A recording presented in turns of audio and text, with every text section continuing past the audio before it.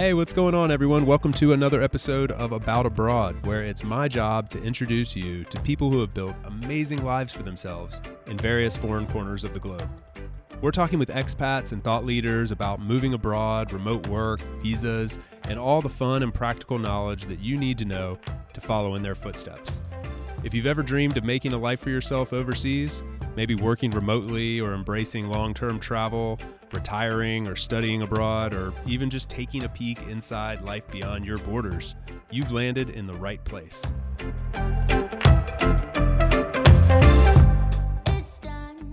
My guest today is my new friend Dani, who joins me from one of my favorite countries in the world, in Ireland, and she is the founder of the Nomad Hub and NomadÉire, where she is bringing digital nomads from all around the world to the Emerald Isle. She's a seasoned digital nomad and event goer turned event creator, and someone really well respected in the travel and remote work space. So really enjoyed getting to know her better. We had met a few times at some in-person events, and now that she's creating some herself and really taking the lead on driving digital nomadism in Ireland and showcasing why it's an amazing country to move to for a short or long stint, I thought it'd be fun to get her on the show and dive into everything that she's doing. So really enjoyed this, and I hope you all will as well. Please help me in welcoming Dani to About Abroad.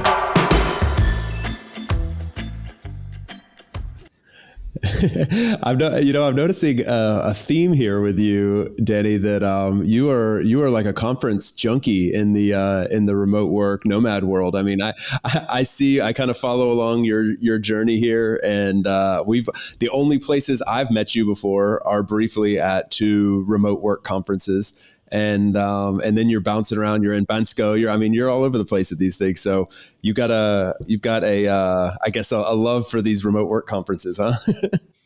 I definitely have a love for events. I do. What can I say? Yes, I enjoy them a lot. That's good. How was the? So you just returned from Bansko, the Bansko Nomad Fest, correct? Is that right? Yeah, that was about a month ago. I was at Bansko. I stayed for a little bit after the event because sometimes directly after the event, for those that get to stay, and Bansko is one of these hubs where if you stay for a bit longer, there's like an actual entire additional nomad community that stays living there for periods of time. So the event was about 700 people at it, but after the event, there's at least about 100 that still stayed in town. So we still got to hang out, network, socialize, and do all sorts of things as a group, and really, really bond and kind of learn more about each other. So Bansko is quite unique in that regard. Yeah, I absolutely adore going there. Yeah. Had you spent much time there before? I would have spent like a few weeks at a time, weeks at the most. Yeah, for Gotcha. The moment. It's totally emerged as like a hub, right? Like especially in Europe, one of those places where digital nomads can go and hang out, and it's affordable, still beautiful surroundings, lots of like-minded people, and so it's really interesting to see this place like blowing up. And then the conference, I think, has just done huge things for this part of the world. I mean, whereas it was maybe a place where like just this like core group of hardcore digital nomads knew about, it's becoming much more like, I don't know if mainstream is the right word, but a bit more on that spectrum, I guess. Definitely. Yeah, it's certainly got its appeal. I mean, it's a beautiful town with like the mountain backdrop. So there's a lot of outdoorsy options for people. But the fact that you have a group of very entrepreneurial travel loving nomads that come and stay, and then if someone needs to set up a business funnel or a new website, there's someone in town that knows how to do it, and you can meet them within 5 minutes, go for coffee. Within 2-3 days you have this whole thing set up. So for me, it's incredible. It's like it's definitely a thriving hub, and there's so much there. Yeah, it's really, really. Yeah, that's fantastic. I wish I could have made it. I still have not been, and I'm very eager to go visit. I'm considering like a winter escape kind of thing there, like for the go and snowboard and just enjoy like the Alps outside of the Alps, right? Yeah, like, and even in the because summertime, some groups come and visit and stay, but there are nomads that live there throughout the whole year. Like it's very much like an all year round. So when it comes to like winter months, it certainly gets also more touristy with people coming to ski or snowboard, but you still have the Nomad Hub happening and events all the time. So it's a really good place to come. You can spend your winter there, do the skiing, and then do the business and the nomad socials outside of that. It's great. Yeah, I mean, this is the thing. Like, so I gather this from the little bit that we've talked so far, and like I mentioned before, I think we met first at Running Remote in Lisbon, I guess, and then we were in Ireland together at the Grow Remote conference, which was excellent. Both were really, really great. And the little bit that we got to talk at both of those prior to us getting here on the show together, I gathered that like we're both very passionate about this idea that like you can have your location independence, you can work remotely, you can travel as much as you want, but all of that means very little without some form of community. And you can lose that community if you don't kind of intentionally create it. And I think that's what these events are doing for us. It's like really it's expediting that process or throwing like gasoline on the fire as far as like how you can bring people together and give them like real reasons to connect, despite they might be from all around the world. They might be doing totally different work. They don't otherwise have anything that unites them, but this event brings them together. And there's something really special about that. 100%, definitely. I mean, for me, I before going to Bansko this year, I knew who was going to be there, and a lot of these people are my friends that we've met before. We have very similar values. We lead very similar lifestyles. We have so much in common, and the fact that like last year, for example, there were about 500 people at the event, and you know that the majority there are of the same mindset and value the same types of things. It's just incredible to be in that environment where you're surrounded by people like you.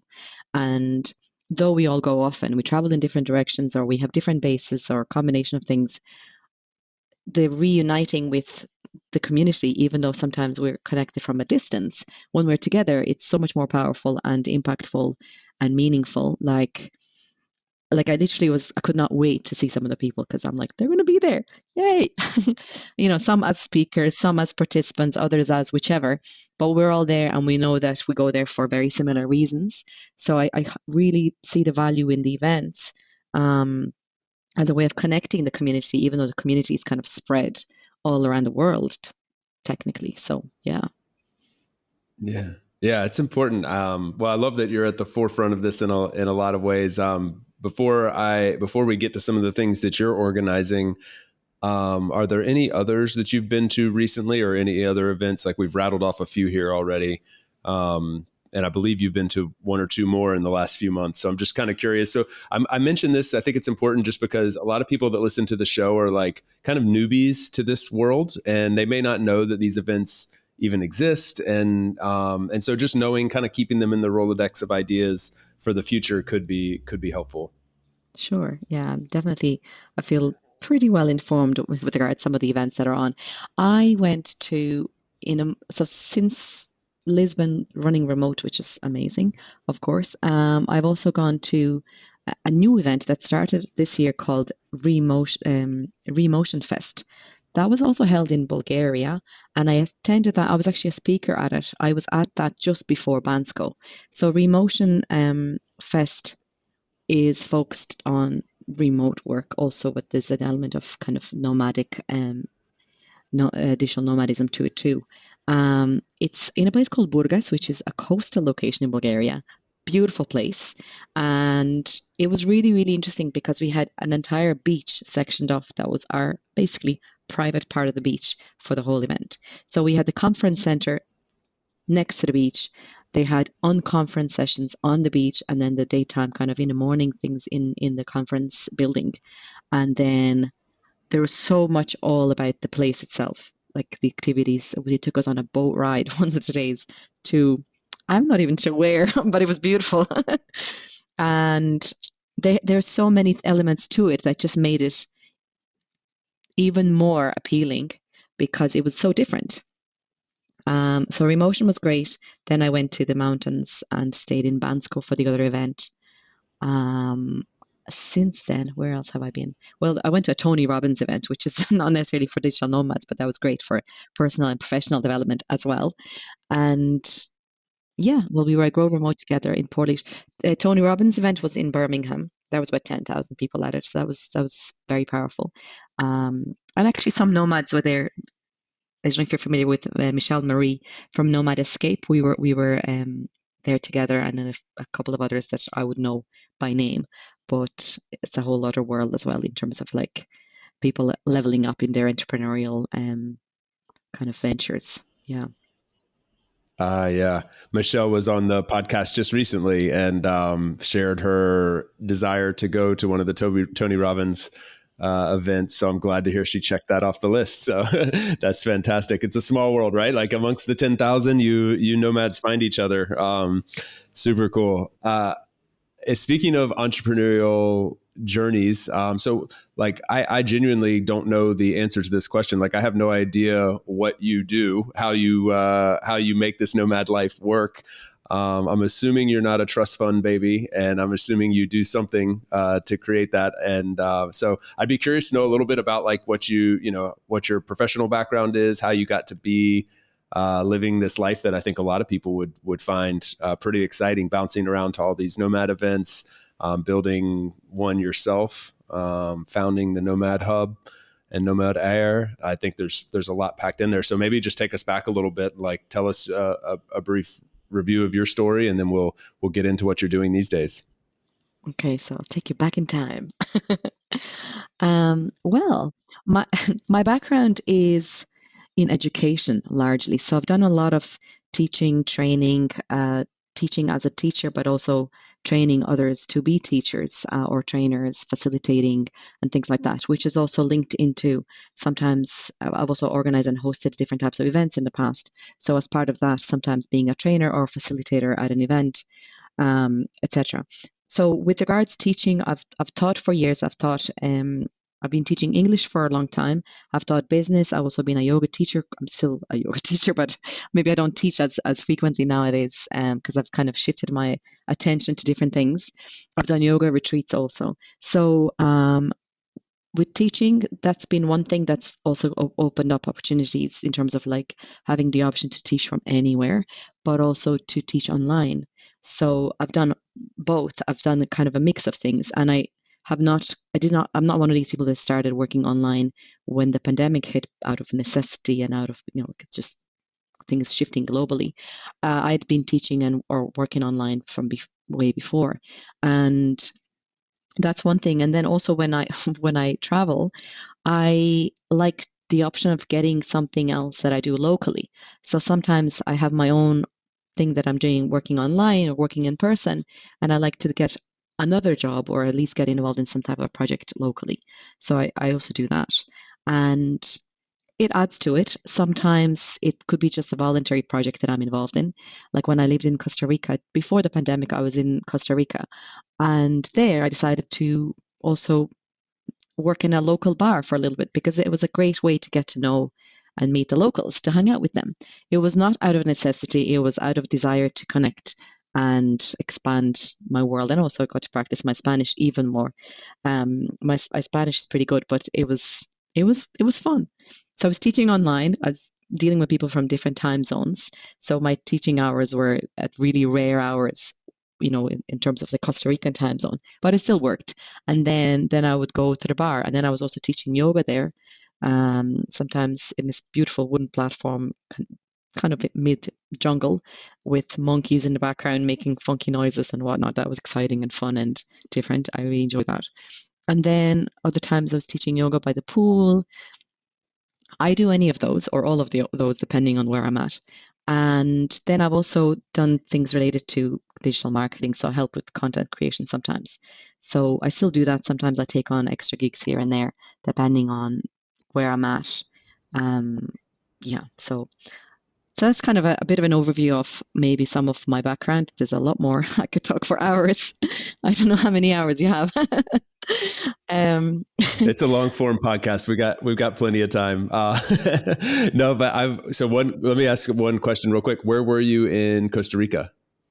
I lived in Guanacaste. Do you know Costa Rica well? Okay.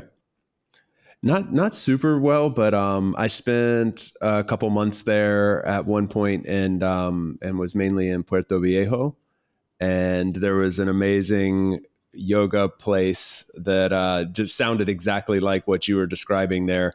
And I had like never really practiced yoga. Like maybe I had, but like in my mind, the first time I ever did yoga was in this incredible jungly environment with monkeys in the background, like overlooking the beach, and was like, my wife was telling me, she's like, this isn't normal. Like, don't get used to this, you know? And I was like, okay, I could get into the yoga thing here. But anyway, okay. You're like, So why can't I make it normal? yeah, this should be normal. Yeah, Yeah. that's actually a good point, because at the time we were just, that was like a little brief, like workation from our real life, quote unquote, back in the US, and like, oh, we're going to go down there, work remotely, and then come back and get back to the real world. And then so anyway, that's a interesting aside. And then, so would it be correct to call, like, to say do you freelance? Like, do you take on various projects, or do you have like a full-time company that you work for? I've kind of done a mix. I mean, there's always been a little bit of something else. So I'm trying to give a definitive answer, but it's never the same and it changes. And I usually have some other projects going on in the background, or I've got multiple things going on. And even if I've had full-time roles, I was maybe teaching like private classes here and there, or like doing, like I did a business course where I was teaching business as like an academic program, and that was part of a football and business program. So that was a whole other thing. I mean, literally, like I said, I could talk for hours. I worked for a one of the football clubs, and I got involved with Premier League football teams, and lots of different projects came out of that, and there were other opportunities that sort of showed up, and I was like, oh, I have to make decisions. Do I stay in the world of football, or do I exit this world, or at least temporarily exit and do something else and come back to it later? Because my nomadic nature is like, yes, but you have to be able to be free to move. You can't stay at one place forever. So yeah, I like the flexibility of being able to move, though I like also having a base. So I kind of try and do a bit of both, and that works well for me and my personality. You know what um, I'm hearing from you that I think is like so important for for people listening to hear is like, you don't have to pigeonhole yourself into one thing, and you definitely don't have to like like we tend to think of our lives and our careers as like very linear, like this like stepping stone process, climbing up this ladder in one single direction. And it's genuinely, or generally, not like that. Like we go up and down that ladder, we zigzag left and right. Maybe not traditionally, maybe like our parents and grandparents didn't do that, but actually, like, more historically speaking, like going back, hundreds of years and stuff, like the word career is actually like a super new word in our language, and it's not something that we're actually like designed to do. We're supposed to do lots of different things, but for the last, little bit of time, and relatively, we've been taught to believe like, oh, you just have to go in this, choose this one thing, do it, and commit to it for forever. And when you break that down and try doing a lot of different things, or go bartend in Costa Rica, or go teach yoga classes, or teach business classes, or just you have skills, basically, is the point. Like, we all have skills that can be applied in a lot of different ways, and it can be scary to step outside of our box and try to use those skills in different ways, but when you do, it opens up a whole new world for you. And I think people breaking into the nomad world, coming from a more traditional world, will need to adapt to that mindset a bit. 100%. I think that's a really big and very important point that you just made. It there's a big mindset shift, like staying open to different types of opportunities, and there are so many. Like, I could have chosen to stay within one particular way of doing things, and I can do that for periods of time, but then I also like the idea of trying something different and seeing how it works. Maybe it works for me and I can keep doing it, maybe it doesn't and I'll change again. And I suppose being adaptable, being resourceful, allowing ourselves to stay creative really helps. So yeah, there's definitely a mindset shift, but then we realize how many options and opportunities exist. And also, on top of that, of course, being a digital nomad, the digital online, like social media, like as a tool for people, that's a whole other conversation as well. But yes, so there's a lot there. Yeah, there's a Definitely. lot you could unpack for sure. Well, yeah, thank you for sharing your story. I think it helps like set the stage, because I'm super excited to hear what you've got planned. And we got to talk about this for about a total of 45 seconds when we were together in Ireland. We were both being pulled in a lot of different directions. So I legitimately know very little. But since we spoke, I know that you have I know that you have Nomad Hub, and then you've launched this conference that's coming up. And so I want you to, expound upon the different entities here, what's happening, and let's see where it goes. Okay, great. Well, I was just getting ready to talk more about my travel stories. I was like, can I tell you about camping here and there? Okay, great. Cool. Because I love those stories too. Okay, so Nomad Hub, right. So essentially, um, yeah, I'm setting up a digital nomad hub and community in Ireland. And the idea behind Nomad Hub and NomadÉire is to put Ireland on the map as a digital nomad destination. And there are a lot of things that Ireland has that I'd love to highlight and show various types of opportunities that exist here as well. And I know that a lot of nomads are drawn to specific types of places. Then again, we're all different. None of us are the same, and we all have different needs, desires, preferences at different stages or phases of our lives. So, like, someone may want to go to a sunny destination for a period of time. And I suppose for some of the kind of typical nomad hubs, one of the big ones would be Bali as well. Really appealing, beautiful. It's got its own thing going for it. And then there's other regions that have, and also we both mentioned Bansko. But in addition to those places, Ireland's different. It's definitely different. It's cooler in terms of the weather, at least. Um, but then it has other things that not other places don't necessarily have. So apart from the fact that Irish people are extremely charming, that Indeed. there's so much charm in the country and a lot of genuineness and warmth.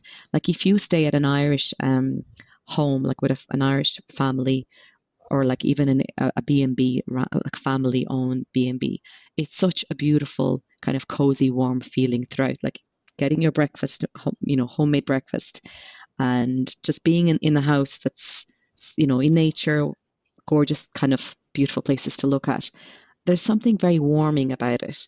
And for me in particular, one of my big focuses is to bring more attention to regions of Ireland that are more rural, more remote. And of course, since the pandemic, there's been an overall movement, and more people kind of moving to remote roles, sometimes out of necessity. Nowadays, it's not necessarily out of necessity, but by choice, which is great. However, I also feel that there are certain areas where we could have a nomadic hub or multiple nomadic hubs where there's a physical base and a community, and I suppose potentially a little bit of an Irish Bansko, if you like, maybe. Sounds great to me. Yeah, that's a bit more of a long-term goal. I'm not quite there yet with the project. Where we're at now is we do meetups every week in Dublin. We have different networking events that happen. So far, they've only happened in Dublin as well. And then the conference that's coming up at the end of August is going to be based in Tralee, in County Kerry, which is, again, in brackets. I'm a little bit biased because I love Kerry, close brackets. Kerry, for me, Kerry and Donegal are two of my favourite counties. And for anyone that's listening that's from Ireland, that's not from those, I'm sorry. Sorry, not sorry, because they are gorgeous. Everywhere in Ireland has its kind of uniqueness and magic, and again, different things would appeal to different people. But Kerry is also, I suppose, it's quite well known, in a kind of, it's very touristy as well, for a reason. There's the Ring of Kerry, which is beautiful. There's the entire Dingle Peninsula, which is gorgeous. There's a lot of kind of surfing, mountains for hiking and stuff. A ton of hiking opportunities. The highest mountain in Ireland is in Kerry as well, and beaches. There's got its own cliffs, like there's the cliffs of Moher, but then there's also Kerry cliffs. Um, yeah, so, and again, the Irish vibe, going to the local pub and being able to greet, everyone that walks down the street, because people are, in general, I think, globally, people are friendlier in smaller towns or villages. There's just that bit more of that openness. But in Ireland, you definitely feel it, like sitting around a fire, having music, played live music and whatnot. And I think you experienced some of that when you were in Port when you came to the Grow Remote Summit and after the event as well. I think you kind of had a bit more of that vibe as well. But it's a very kind of homely feeling, and I can talk about more about what my goals and intentions are for the event itself. But the region itself is it's just beautiful, and I think I can foresee nomads coming and staying there, not for like a week or two, but like a few months, and really being immersed in the culture, in the nature. And because Ireland's a small country, you could stay in one place and then see the entire country while you're living in one place, because you could, drive and get around in 2-3 hours to pretty much almost any part of the country. So it's yeah. And then there's more.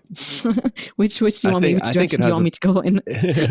We can go in a lot of different directions. I mean, if anybody that's listened to this show for a while has caught on to the fact that I have like a huge affinity for Ireland. I spent a bunch of time there, 6 months at one point on one trip, and weeks and months and a few others. So it's a small country that I've fortunately been able to see a lot of, and I love it for all the reasons that you just mentioned. The natural beauty, the coastline, the warm, friendly feel that you get. Even in Dublin, like people, even like the major city, like you just get a very friendly vibe. It feels so safe. And then there's a ton to enjoy, but it's like the charisma of the people, the pub scene, the music that plays all the time. There's a lot to love there, and I think something that the naysayer to this might say like, oh, but nomads like cheaper locations. That's part of what originally drew people to Southeast Asia, and alongside the natural beauty and everything, it was also very affordable. But I think this is changing with the rise of remote work and the fact that you have people doing workations for multiple months at a time. People are traveling with their families. The average income of a nomad, quote unquote nomad, depending on how you want to define that person, is up a lot from where it was before the pandemic. So I feel like that argument is sort of being nullified a little bit because you have so many more demographics of and income levels with nomads. So anyway, I agree with you. I also think it's like positioned so perfectly as it's not in the Schengen. So for people that want to like reset their Schengen visa, you want to be in the Schengen for 90 days and then you can pop out to Ireland and spend 90 days in Ireland and then pop back into the Schengen. And and it's like, Dublin's very well connected worldwide. There's so many little things that just say, yeah, this is a good place to go visit and spend some significant time there. And so I think it's really wise what you're doing, because it's positioned very perfectly. Thank you. That's nice. Thank you.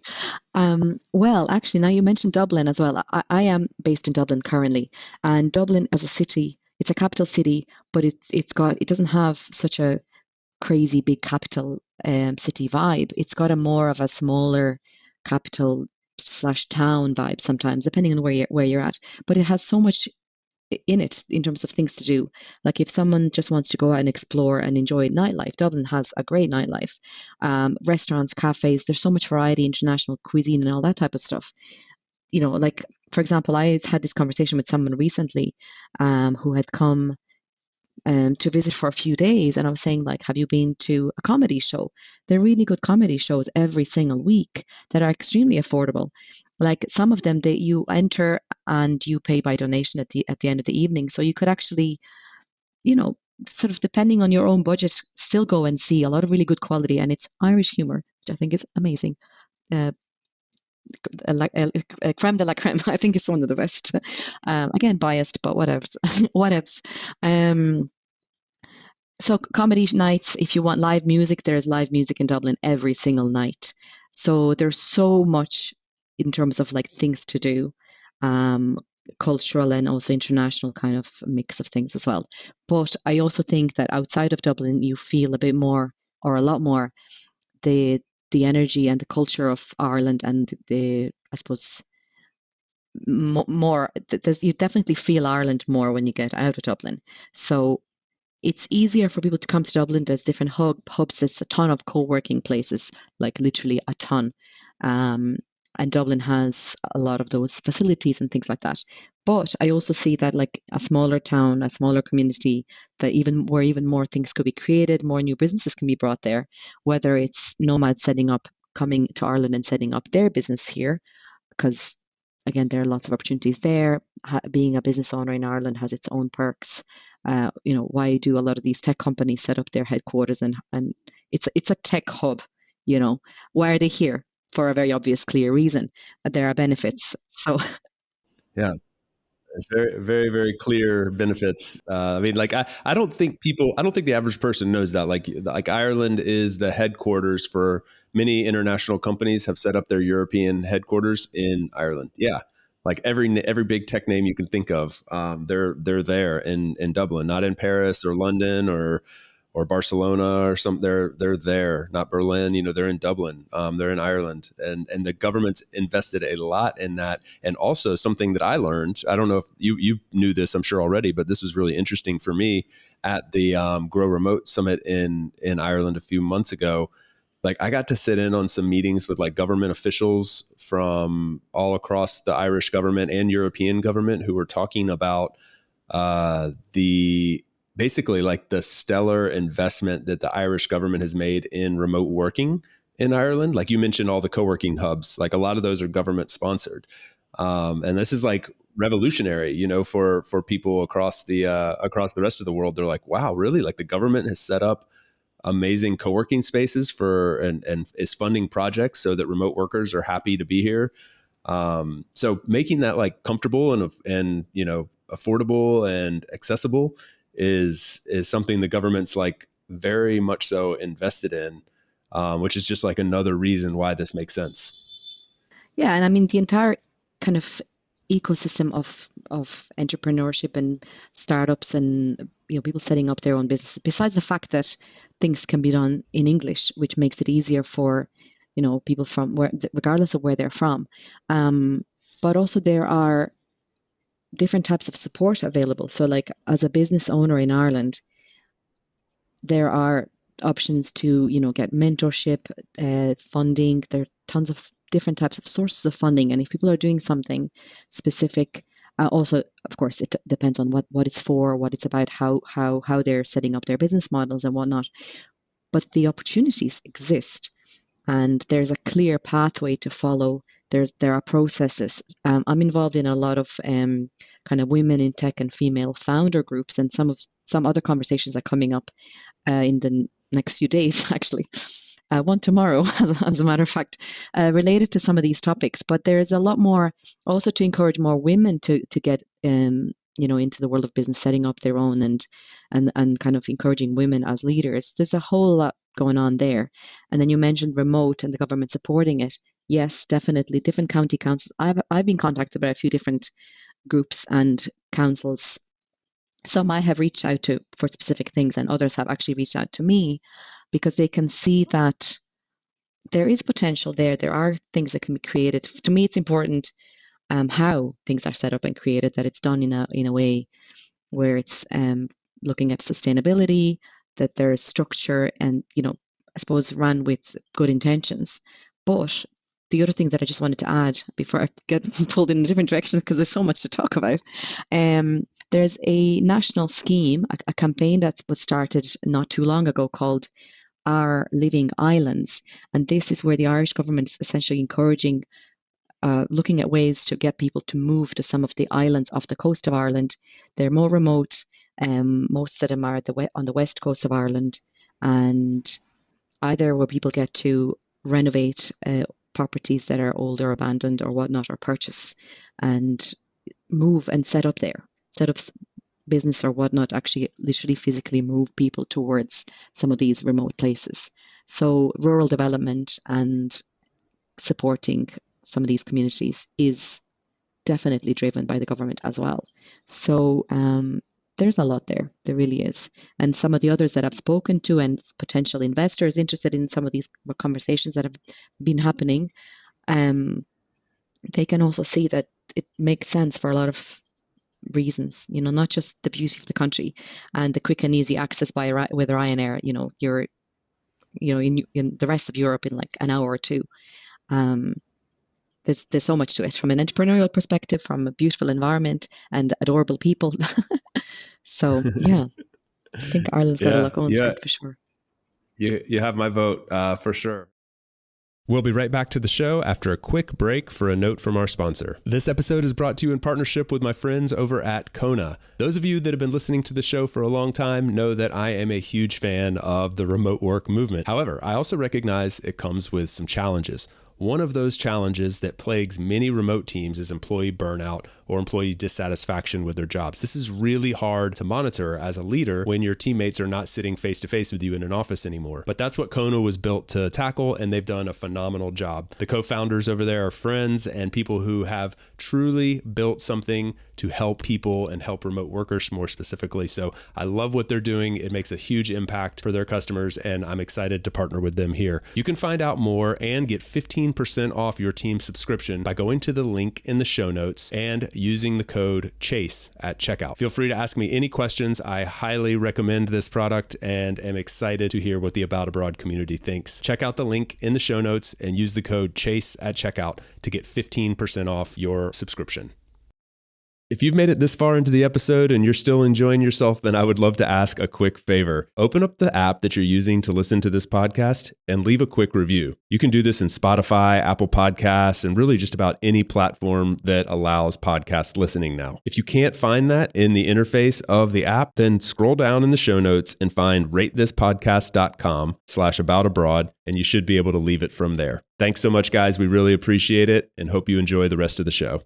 Let's talk a little bit about the conference itself that you're hosting, because first of all, it's called nomadÉire, and the average listener may not know what air means, so we can explain that, and then like just talk a little bit about the goals, the agenda, who's going to be there, and we'll obviously we will also place a link to the website in the show notes along with some other details. So for those of you listening and saying like I need more, we'll have that for you. Don't worry. Fabulous. Okay. So nomadÉire. Éire means Ireland in Irish or in Gaelic. So it's essentially Nomad Ireland. And it's all about the nomadic life/lifestyle in Ireland. And the idea behind the conference as well is to show to people living in Ireland, Irish or other non-Irish but residents here, what possibilities and opportunities exist in the world of nomadism. So either in Ireland or abroad as well, because I've connected to so many digital nomad communities and hubs and business owners, entrepreneurs. Like half of my friends are very, very nomadic, but there's so many, like it's a huge network. It's a world of its own, really. And it's to show to those who are kind of at a point in their lives, essentially trying to figure out what to do next, or maybe they want to go more towards remote, but they don't know how to get a remote job, or maybe they're working remotely, but they're wondering how they could still manage to come to work and do what they need to do, and from time to time travel a little bit more, maybe from a perspective of how can I afford it, or where can I go, where is it safe to go, where do I get a community to connect with. A lot of that information will be very easily available at the conference. So it's for Irish people looking at different ways and different opportunities, or maybe they want to set up a business. What are my options? How do I even grow an online business? The people who'll be at it, speakers, etc., they have been running their own businesses for quite some time. They can technically talk you through the steps of how they've done it and how it's possible. And then for other nomads who are coming from other countries, one of the big focuses as well is to show Ireland, so they can get to see a little bit more of at least County Kerry, if not more, and they can come back for more next year. So I guess I'll maybe break down the agenda a little bit, so that will elaborate more on the details. So it's a 4-day event. First day theme is all about the nomad lifestyle and factors and elements involved in that. So like what you need to know with regards to accommodation, maybe taxes or visas related, factual information, but also hearing stories of other nomads who've been there and who've done it many times and have lived and traveled across the world for a long time. So they really have a lot of experience as such. So that day is really focusing on the lifestyle. The second day is skill sharing and looking at more practical, specific skills that are either needed or those that are speakers sharing and teaching different skills. Very much focused on sharing skills. And then day 3 is community. Actually, on day 3, we're going to go and visit some local projects physically. And I won't disclose too many details about this, but we will get the delegates to participate in some of the projects and programs locally. And then day 4, we're visiting a business hub. So there's the business entrepreneurial element. This is one of the big hubs in the region that can showcase, tell, teach, individuals interested in business specifically, different opportunities, and there are also, in particular in Ireland, what's possible, where to get funding, where to apply for funding, where to get access to like a co-working space. They have their own, which is fabulous. They're also doing an AI kind of a mini summer camp in September. So they have a lot of knowledge. They're really, really well connected. So we're going to physically go to their base. And then, so every morning we've got workshops, panels, different discussions. And then every afternoon, we're actually going to be visiting a different place locally. So one day is a national park. Another day is, I'm going to say, water, a beach or otherwise.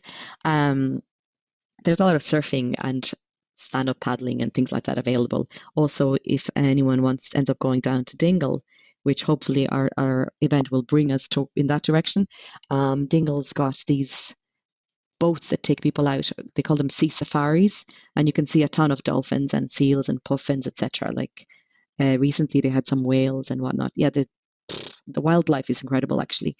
Yeah. But during the event, afternoons will be spent doing a bit of exploring, mixed with networking, bonding, and kind of team activities. And then evening socials, Irish style. So a chance to connect in a very informal Maybe a manner. trad session or two.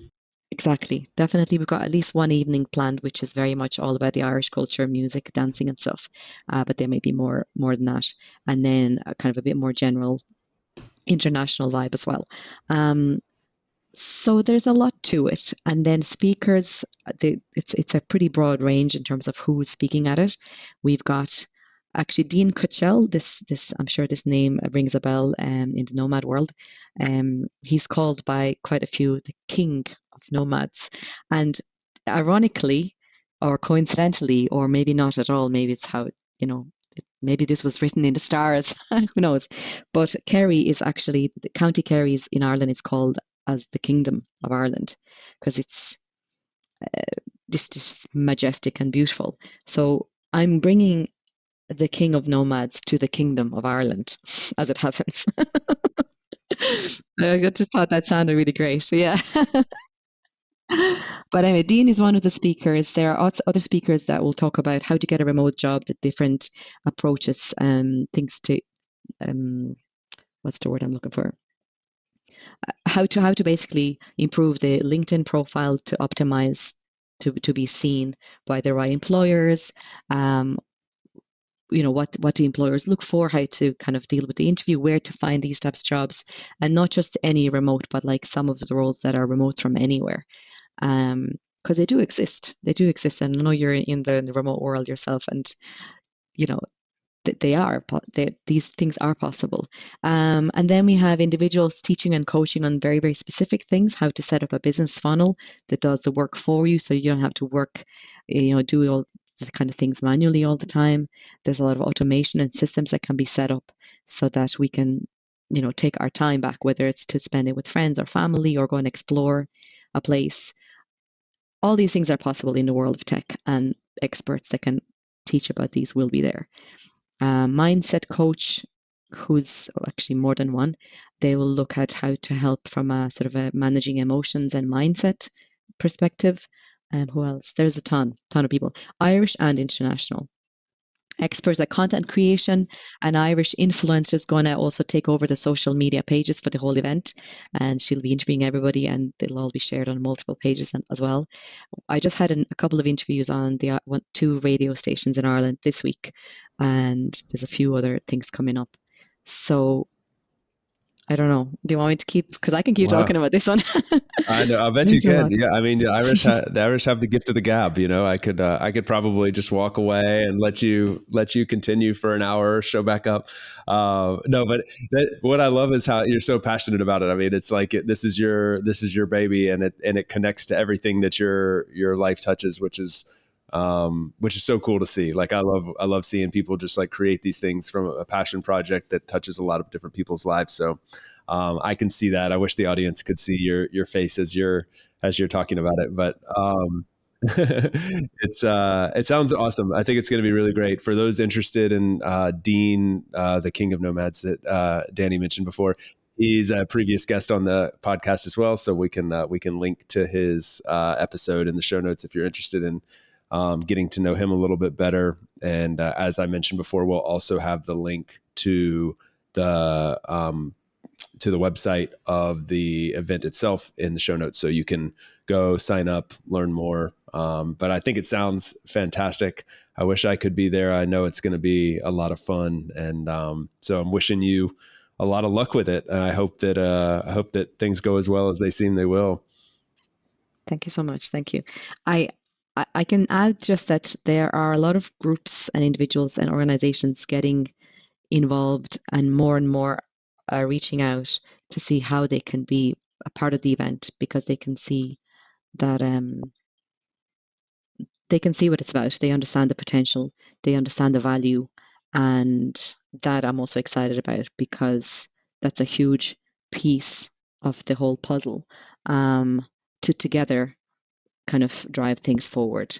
Whether it's the local governing bodies, which are now involved as well, whether it's also the Tourism Board of Ireland involved, the Fáilte Ireland, and a few other groups which I won't know just yet, name just yet, because I'm not sure if they're ready for me to name them. Lots of partners, lots of different partners. So it's exciting. It's going to be an event that will definitely allow a lot of networking and a lot of learning. And then, like you said, fun. Because, well, for me, also with my teaching background, learning is most effective when it's fun. So there has to be fun in there. There has to be. So it's Dani style. Yeah, I mean, there's got to be you got to be feeling like you're using your time in a productive manner. Like this is bettering me. This is advancing my career, my life, or in some way. But then also like mixed in there, it's got to be some just laid back social time. Get to know people on a personal level. I mean, this is the kind of stuff that a lot of us in the nomad or remote space are really craving, is just more opportunity to connect with people on a deeper level. And that makes the event in a lot of ways. It's why you attend in person instead of virtually. And I'll hear, I don't know if you hear this, but like people, it's funny. I actually, coming home from running remote, I left from Lisbon and had to fly back to the US. And I got like like hardcore interrogated by customs going back into the US. And they were like this is in my second or third round of interviews with customs. Like they were really not like believing my story. And I said, yeah, I'm coming back from this running remote conference. And they're like, what is that? And I'm like, oh, it's a conference about remote work. And the guy looked at me and he's like, that sounds like it should be done remotely. And I was like, that's a fair point, but I swear to God, I was there. And so anyway, but the point is, I got through, by the way. They did eventually let me go, but it was a little bit weird. But anyway, the point is like people will say that. They'll say like, oh, well, you're all about remote work. Like, why should you be physically flying to attend these conferences? And there's a big difference between being forced to walk into a office building every day to do a job that you could do from anywhere and sit under fluorescent lighting and be crammed in around people that you don't care to be around, and have to live in a city that you don't want to live in 50 weeks out of the year, as opposed to once, twice, 3, 4, 5 times a year, going to a very desirable place, meeting up with people that you really want to be around, and talking about subjects that are really interesting to you. And so that argument is kind of like null and void to me, but I hear it all the time. And that's why you go to these things. I mean, yeah, you could probably get a lot of the education aspect online, but it's enhanced by the relationships you build and the in-person dynamic that you get and the serendipitous conversations that emerge. And so there's just so much to it. And so when someone says that to you, why are you going to go to a Nomad conference in person? For me, that's the answer. For me, it's like pretty obvious. So I'm like, really? You have to even ask? Okay. Yeah. Yeah. Like, and when you say, Don't talk to the customs officer in Philadelphia. yeah. Like the idea of like having the option to work, and I know not every single industry has the option to fully go remote, which is fair enough, but at least having the option to or flexibility to do some things, and even sometimes, means that, let's say if someone's in a, has a family and little kids, well, they don't have time to always bring their kids to school and get to work on time, or it challenges them in many other ways where they get less sleep, and it's causing more stress, which is not good for our health. But when they don't have to do that, and they can maybe bring the kids to work and then log in and work from home, saving like 1 or 2 or 3 hours a day of just commuting or whatnot, it just means that if they're happier, they can do more of what they need to do in their own personal lives, and the work still gets done. Like sometimes I'm like, do you need to give someone 8 hours or 2, 3, 5, 4 hours to finish a task? Doesn't really matter if it gets done and it's done well. So it's not even necessarily about the amount of hours, but the amount of quality focus and how productive. Like someone can give me a week to do 10 projects, and if I'm really productive, maybe I can do it all in one day. Or it might take me 10 weeks if I'm not productive and if my energy level is off, or if I'm stressed about something else. So like to me, it's very important that those elements are looked at and considered, and that we look after our own well-being, and we can contribute more. So the remote, and I know you agree with a lot of this because you also work remotely. So when we get to do things in our own way at our own time, in our a kind of flexible schedule or flexible location, when we're finished with that, we can then give more to, of course, social connections is hugely important. As humans, we're social animals. But when there's that kind of pressure and obligation element removed, work gets done, because we don't live, we're not on this in this world to work all the time. Like we work to live, we don't live to work. So at least I'd like to think that that's the direction we should be going in more. I know society's changed over time, but when the events are on, it's to really kind of grow that connection, and the community exists, but when what we have to do gets done in a more pleasant way, and then outside of that, we can just enjoy the social element. I mean, yeah, there's so much to it. Yeah, no, we're speaking the same language for sure. And I think that social element is so crucial in this whole thing. And you hear a lot of people say that, like, oh, well, remote work is lonely. The nomad life is lonely. You just end up with these superficial relationships, or you end up alone in your bedroom. And what I've found is like, that certainly can be true. Like that's the worst form of all of this, and that exists. And unfortunately, a lot of people got their first taste of remote work during the pandemic, during what we call like pandemic remote, which is a pretty bad experience for most people. But the worst of something doesn't have to be the baseline norm either. And so I think that's important for people to remember, and that generally we tend to fill that social void that's left at the office or what have you with a lot of things. And that can be deeper relationships with your family and friends, or more time with your kids, or, community service or group fitness classes or whatever. We end up finding a way to social life if you're given the opportunity to do so. So anyway, I'll get off my soapbox there, but that's my take. And it sounds like we agree. It's true. And also, like you say, sometimes people, there's these concerns or real life experiences of loneliness. Yes, definitely.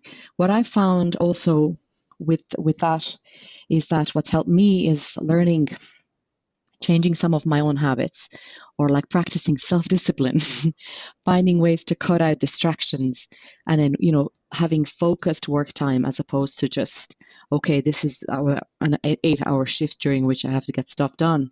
I may or may not get through it. Having very, very focused time that helps to actually get it done in like probably less than 8 hours anyway. But I think what's helped, like for me, because during the pandemic, I didn't really experience the challenges that many other people experience because I had already learned how to do it. So it was easy to manage my time. It was easy to make time to socialize and plan it into my schedule. It was like, yeah, I have not spoken to a person in real life all day today. Therefore, now I must go and interact with people because, it's good for our mental health. Like I think it should be necessary. So I don't fall into the, what's the word? Like I don't have the issue of just spending days and days at a time, just me, myself, and my laptop or my phone or like looking at a screen. I'm very aware of the fact that, I can do it in a better way, a more balanced way. And this is why I think also coming to events like this is important for those who are still not fully managing some of those elements. Is like, well, we can all learn from each other. Like I maybe learn some of those things from someone else can learn from me or from someone else, that there are ways to manage our time better, to fit in the social element so that the remote doesn't go against us, but it actually works for us. So we get to be in control. Yeah. Absolutely. Yeah. People helping people in amazing locations. It's a good thing. I'm in favor of it. And, again, like I wish you lots of luck with the event. I love what you're doing. I'm loving following along, and, I think there's a lot more still to come here. So it's going to be exciting to see where everything goes. Where else can people follow along, connect with you? Any other links that you want to make sure we place in the show notes? Let's mention those here. And then obviously they'll be there for a quick click for anybody listening. Yeah. So NomadÉire, Nomad NOMAD, Éire EIRE. That's basically the handle on pretty much all social media. So whether people could just go onto the website, which is nomadéire.com, or Instagram, NomadÉire, Facebook, LinkedIn, Twitter, we're all on all of those. So even if you just Google the word NomadÉire, all of our pages will come up. So you can't miss us. Easy enough. That's great. Yeah. All right.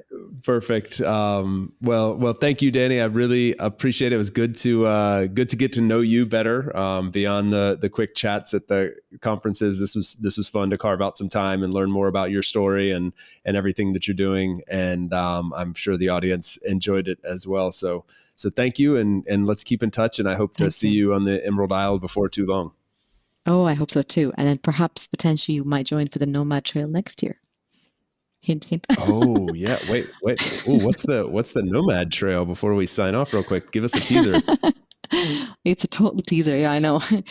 So Nomad Trail is another project I'm involved in that has kicked off this year, and we have a pilot running in a couple of weeks time, and then next year the full version will kick off. Nomad Trail is a new company / project that has been started. God, I could talk about this for ages because we actually set up the business in Bansko. A group of entrepreneurs, like-minded individuals sat together. We had a couple of meetings, a couple of discussions and brainstorms, and we sat down for lunch one day. 4 or 5 hours later, we had the whole thing set up. We had a website ready. We had the logo designed. We went and printed off T-shirts. We had all the social media. We pretty much had the product, the concept, the price, and the branding ready to go. And then we managed to, by some pure chance, I don't know how, but managed to fit in a last-minute unconference slot at the Bansko event. And we went to present, full-on geared up, showed up 7 of us to present the concept. And then we did a bit of market research. We already have a lot of people that registered and they're on the wait list. They're interested in joining the project and want to participate next year and so on. So the idea is that they would be a nomad journey starting in Ireland next year for a few months, traveling from Ireland, overland travel only. So we are aiming to avoid and limit plane travel because we want it to be done in a more environmentally friendly and sustainable way. However, in groups of nomads together who can work remotely as they move, staying at different nomadic hubs en route. So the idea is that there would be one trail to start with, starting in Ireland and going down across Europe to South Europe, finishing in either the Balkans or Turkey, and then to grow it to multiple other trails globally. However, that'll take a while to kind of build. But the first one is starting next year. And part of what I'll be doing in Ireland will be also related to setting up everything with, linking with the trail as well. So people can come here, stay here, be part of the hub, participate and whatnot. And then we send them off to cross Europe together. Each It's time like staying Camino at de places. Santiago, but Yeah. for nomads across Europe. I love it. Exactly. But I suppose the key piece is staying at places that have facilities that are needed for someone who's nomadic and works online or remotely, that they have good Wi-Fi options and spaces to work. So it'll be in small groups where they can, as a group, still go off and do their work, do their business, and then come together, socialize, go out, do activities, and then move together. So it's safer. There's a community feel to it, fun. And then along the way, we have community managers responsible for the group as they go, who'll take care of them and help along with whatever they need. So it's a huge project. Oh, that sounds super exciting. Well, I'm glad you mentioned it. It definitely wasn't the what I thought I was going to learn today, but that's why we have these conversations, because that sounds completely epic. What's the URL that people should go to learn more about that? We'll also drop that in the show notes. That's a great question. It's Nomad dash trail. I'm just double checking because I should remember it. But, Nomad dash trail. Well, we'll grab it from you and drop it in there so people will have it. Yeah, nomadtrail.com. Okay, cool. So if people are interested in that one, they can join the wait list. They can join. There's a Facebook group. There is Serena, who's one of the representatives. She's going to be leading. Oh yeah, I forgot to mention this as well. She's going to be leading a group who are in Bansko at the moment. So after the Bansko Nomad Fest, traveling overland to the Swiss Nomad Fest, which is happening starting at 21st of August. And then some of the people from the Swiss Nomad Fest are going to travel to Ireland to the Irish Nomad Fest, or our Digital Nomad Conference. So essentially we have the whole trail coming from Bansko all the way to Ireland. But yeah, Serena's leading the route to Switzerland, and then from Switzerland someone else is coming here, and they're going to lead a mini trail here in Ireland as well. Overland from Ireland to Switzerland sounds like my kind of jam. I'm all about it. That is so cool. Well, yeah, there's a lot to look forward to. I don't know when you find time to sleep, but I wish you luck with that as well. I'll stop. I do my best. Well, I also I do my work during the day. I sometimes work until late because there's a lot of this that's still being put together. But then I switch off with Latin music and I go and dance. And then I'm like, that's my therapeutic, yeah. And then it re-energizes me and I'm back in action again. What a wonderful way to end the day. Yeah, so if anyone's interested in the Nomad Trail as well, they can follow, they can check out the page. But also, probably one of the founders will join me at the Irish event in Tralee, and we'll talk more about the project. We'll talk more about the ways of getting involved, if people want to get involved in different ways, even along the route, if there are businesses that want to participate, and co-livings along the way, etc. So there are so many options and opportunities for others to get involved as well, and learn about how this crazy bunch of nomads set up a business in one day, and how it's possible for anyone, just with the right mindset, surrounded by the right people. Opportunities are endless.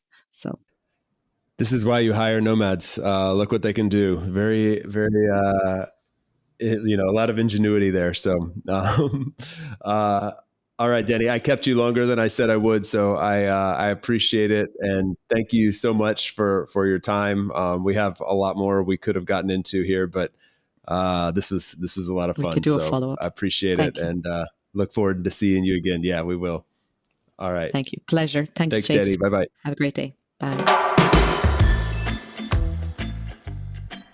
Thanks for tuning in today from wherever you are in the world. Once again, I'm Chase, and this has been another episode of About Abroad.